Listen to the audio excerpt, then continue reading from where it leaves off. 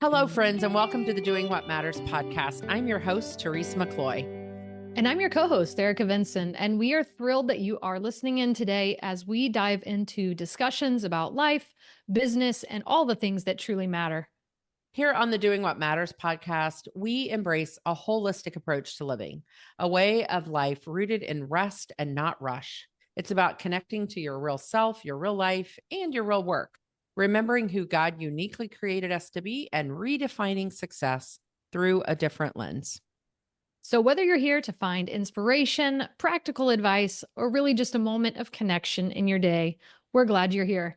Let's dive into today's conversation. I am laughing out loud before we even get started as I'm thinking about inspiration, practical advice, or you may just find a good laugh on this episode. We have been having so much fun even before we hit record. I have a friend of mine, Brian Miller, with us here today, and he is just so much fun. We're going to have a great episode. So hang around. Welcome in, Brian. When Brian partners with an organization, it grows. His drive and his personal charisma create an encouraging culture where people gain the skills they need to flourish. And throughout the years, Brian has helped corporations, small businesses, and nonprofits develop strong people cultures, and for several, double in size. Brian is a PCC, a professional certified coach with the International Coaching Federation. He's been coaching leaders since 2010, and he's married to the love of his life, and they have 3 adult children and a pup named Cassie. And for the record, that is the first dog we have introduced here on the podcast. But welcome, Brian. We're glad you're here. Oh, thanks so much. I'm glad to be here. Whoever wrote that bio I don't know. is It was a good really writer. stellar writer. I just want to point that out.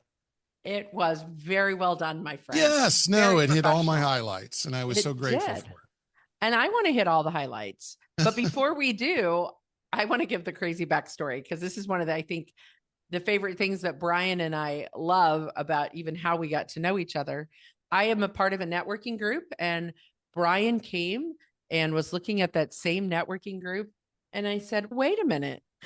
This networking You weren't there that day. You weren't there that day. They called me and said, we have another coach that's come, but we only allow one coach. And I'm He's like, great. We ought to let him in. yeah, they were like, you tell the story. We vote him in and we vote you out. No, but I thought I'm going to reach out because that is a weird thing that we do. Anyway, we hopped on a phone call, and before we knew it, we're like, wait a second. We only live 45 minutes from each other, tops. We also have all of these mutual connections that we know. We found out we'd both trained through Christian coaching schools. Brian actually has a Christian coaching school. That's a whole nother story we'll talk about in a minute. And it was just, okay, wait a second. This was a God thing. We got to get together for lunch. And it's gone from there. So I'm excited about this conversation and the work that Brian does. It's always fun to meet a fellow coach. Erica is meeting Brian for the first time, but she's already caught his great sense of humor and just fun. So let's dive in a little bit, Brian, and see where this goes. I'm pretty sure we're twins, and that one of our mother gave one of us away. And I don't know if it was you or me. I'm going to go with you. I think it was probably I got given away. I'm going to go I with you. do believe that to be true. But yeah, where do you want to start? Let's start with this whole thing that Erica just talked about. You work first with an organization, company that you started, P3 Leaders. I know you have a partner there. Even just the title itself, just walk us through what's a P3 leader. So whether that's a good title or not, I felt like God gave me 3 P's for leadership: presence, partnership, and purpose. And it seems so clean and good to me that I started thinking, I have stolen this from Jim Collins or Pat Lencioni. Somebody has the 3 P's. And so I'm like, I don't know whether I made it up or God gave that to me, but it just so fits that a leader needs all 3 of those things. They have to have good presence with people to inspire, to encourage, to even say tough things. They have to understand partnership, that everybody's different, that everybody brings something different. And then they have to understand the purpose, not just even their purpose, but the organizational purpose. Where are we going? Where are we headed? And guide this ship. So we called it P3 leaders, organizational leaders, to say that's helpful. And in defining those 3 Ps, Brian, where do you find people most resonate when they hear those 3 Ps? One of two places in particular is the top or the bottom. So one, when we talk about presence, we end up talking a lot about having tough conversations. I've been a leader and I've said, if somebody would just call me once a week and say, who do you need to have a tough conversation with? When are you going to do it? It would change my whole leadership. If I just had a coach that just asked those questions, who do you need to have a tough conversation with? And when are you going to have it? To me, it's the number one thing leaders hate is that alignment conversation. You're not pulling the same direction, but I hate to say anything about it for various reasons. The other side is strategic planning. We recently did a strategic plan for an organization, and one of the members of the leadership team had written in her calendar, she was so not looking forward to this day because it's just so painful. It never goes anywhere. It goes into a drawer. And to lead them through a process that allowed them to really discern where they're going in the long term in a way that they can use it every day, particularly in the short term, that it has effect. And so she repented at the end of the strategic planning day.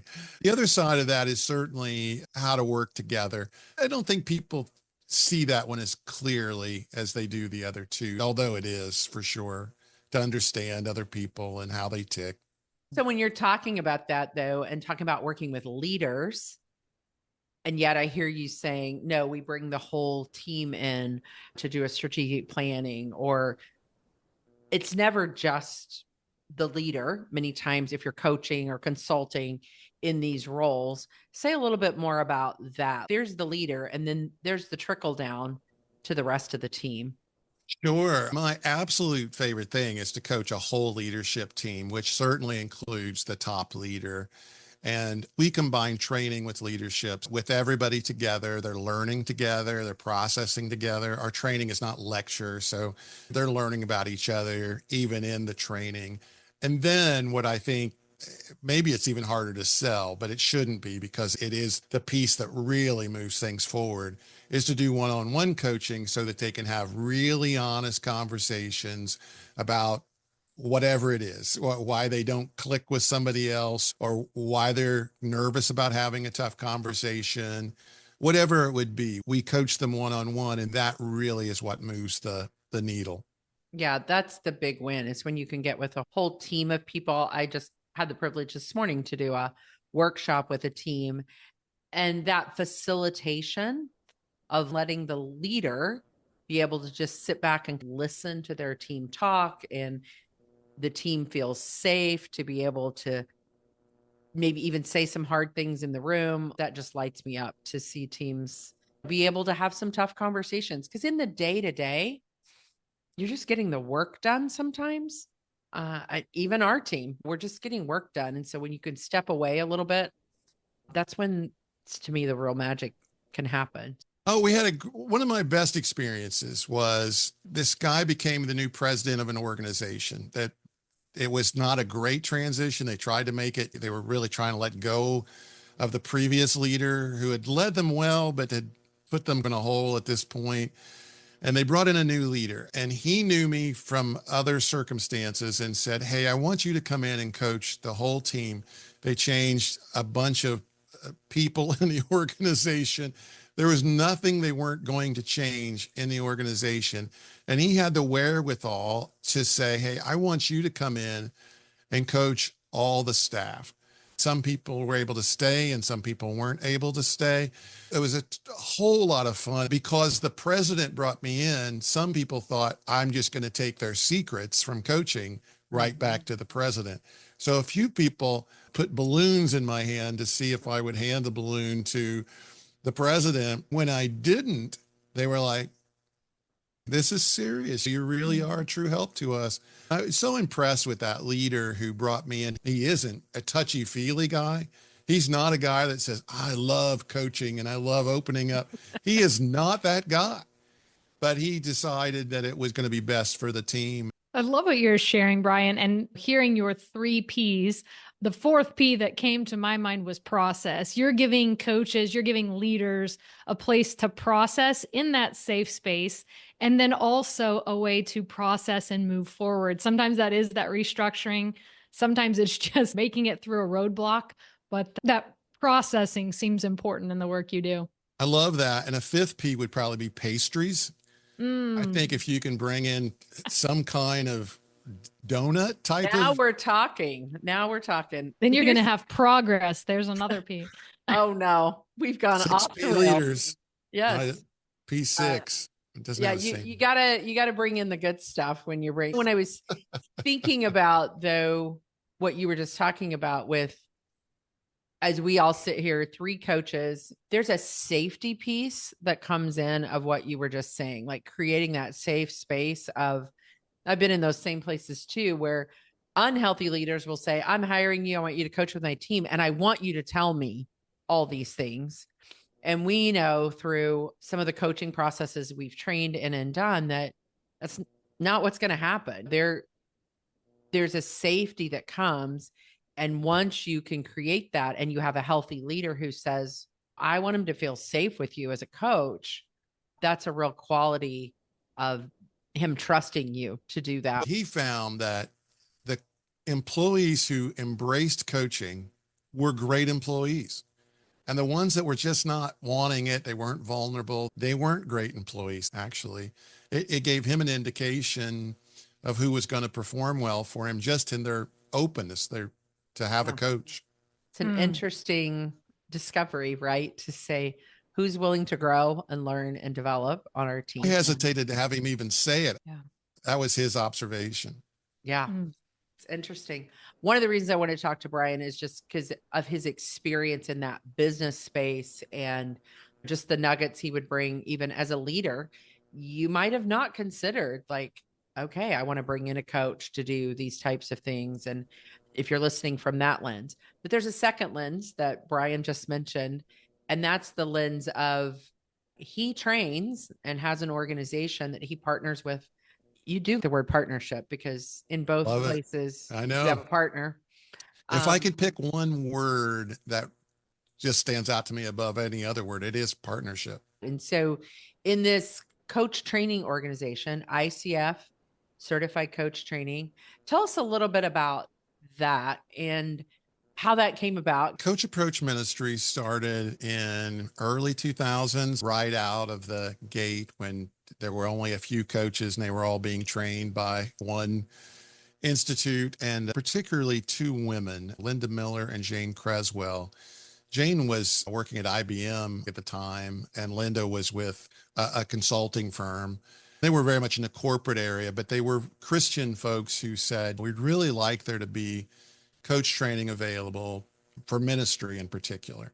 They brought on two guys, Bill Copper and Chad Hall, who had ministry experience. In 2010, 10 years later, they said two things to me. They said, one, would you want to come out and take this class that we're offering? And two, would you want to? I went out and took the class. And what I know about denominational training is really one thing. It's going to be a waste of my time. It's not going to be good. And it's not going to be helpful. But I went because I'm a pretty loyal guy, and immediately the training blew me away. It was really helpful training, and it was done in a way that was so engaging. I was just totally impressed by it, because at that time they agreed to get me trained to be a trainer. So within 6 months, I was training the stuff that I had just been trained on. And I felt like a fish who found water. I just felt like, this is me. This is what I've been doing, but now I'm doing it even better. And I have a language for it. And I can even gauge the competencies to say, I know exactly how to get better at this. The whole thing, I just loved it. And so I did that for about 5 years. I was doing some training for Coach Approach. And then one day, Chad Hall, the president, called me and said, we've decided you're either going to be our biggest competitor or our partner. And we'd like you to be our partner. And honestly, I was like, well, what's the catch? You're offering me a pretty good deal here. And it was no catch. They just offered me a partnership at Coach Approach Ministries. And since then, Chad and I have continued to grow this thing bigger than it's ever gotten before. We've trained thousands of coaches all over the world. It's taught in Japanese and Chinese and Spanish. Well, there's lots of folks that do this for us, for sure. But what a treat that has been. And really, I'll just finish with this, a fulfillment of my calling. So I had been a pastor and I liked pastoring, but it just never felt quite as productive, fruitful. I didn't have contentment about it. Jesus and I would say, if you want me to do this is what I'll do. But if you don't, I'll be happy to go. And so I'm still doing some pastoring, but this calling into development of coaches just feels like what it is. And so Coach Approach's mission is to express and expand the kingdom of God through coaching. And you know how you've got these mission vision statements that you can't remember exactly what they are? I know exactly what our mission and vision is because it is dead on to who we are and what we do. And I just pinch myself like I get to do this every day. Are you kidding me? Wow. Brian, what an awesome story. Just even in finding, and you used two really powerful phrases there. One, I felt like a fish who had found water. Yeah. And then you talked about this was a fulfillment of my calling. And I love your vulnerability to say I was training and then 6 months later, like I'm actually equipping others. No. And so often in working with coaches, we hear them go, but I need to be more competent and I need more confidence.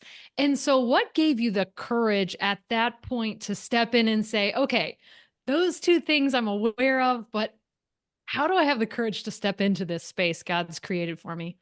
Yeah, I've always been a risk taker. My wife would tend to say, the thing she's got to stop me from doing is jumping off the cliff. I started a church. I pastored a regular established church. And then I think I'm more suited for something a little different. So I've always had an entrepreneurial spirit. I grew up on a farm in rural central Illinois, and I think it was good grounds for creating an entrepreneurial spirit, but no one talked to me about being an entrepreneur. I was good at math, so I became an engineer, and I found myself at IBM until God called me out of there. I enjoyed IBM, but just starting things, and it's just such a horrible analogy, but I like to eat what I kill, but I'm not a hunter. I'm not really, but I like that. I thrive on that. And yeah, I probably didn't think twice about the opportunity. That in itself, though, is courageous. But I think an entrepreneur, and we've talked about that for coaches, many people train to be coaches. We may have some coaches listening in today and doing coaching, the art of coaching, the ICF model of coaching that you guys train, that we've been trained in, is one process and one way. Building a business, doing it, is a whole nother thing. And you and I both have a passion of being honest with people, just like in any other industry.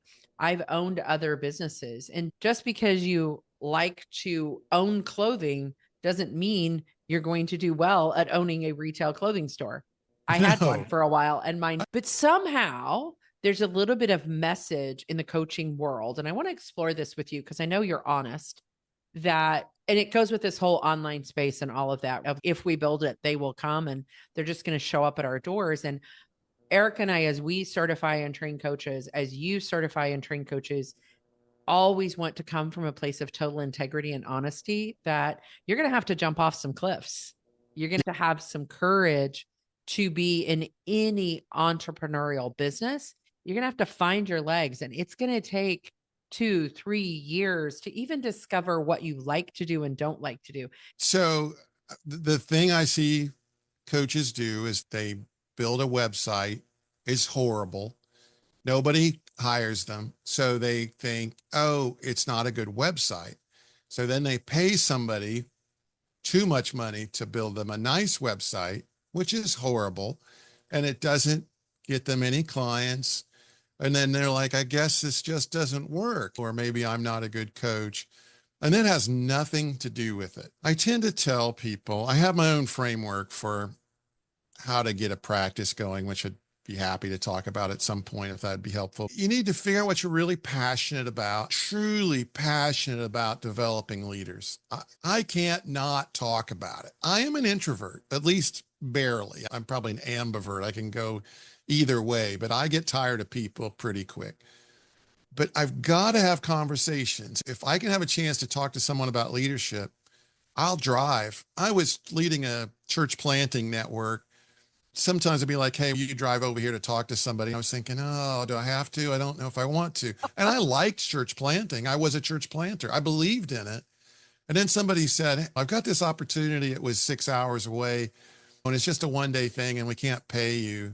And I'm like, I'm there because it was coaching so it's about leadership. I just love it so much that I want to be in conversations. And I think that is the key, is how can you have more and more conversations? If I had my choice between a website and conversations, I'd skip the website. If I was a new coach, I'd barely have a website. I might have a website that has my name on it and my phone number and just call minimum, me. because Yeah, absolutely. you're building something you don't even know what you're selling yet. A huge part of it that you have these conversations and you share your passion and you start to see what resonates with people.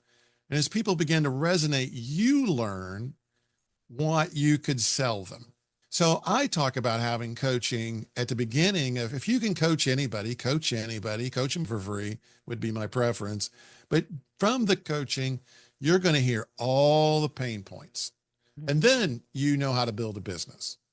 You have to actually ride the bike. You got to fall off, got to wreck. Yeah. Even so, this is something Jane Creswell, one of our Coach Approach founders, tells the story. Her son wasn't walking. She had him at church and all the other kids his age were walking. So she took him to the doctor to get him fixed. And the doctor says, is he trying to walk? And she said, oh yeah, he's trying. What happens? He stutters and he starts to fall. And then what happens? She goes, oh, I catch him. He goes, oh, stop doing that. Stop doing what? Catching him? Yeah. Stop catching him.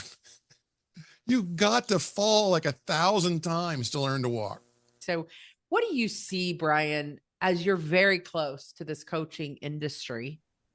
What are the trends? What do you see as some of the new things that might be in the coaching field?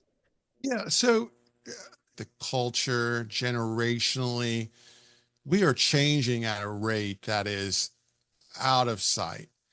And so people don't understand each other. People don't understand how the economy works. Leaders can't know where they're going to be in 5 years because it is so unpredictable politically, just in every way. It is so hard to know the future.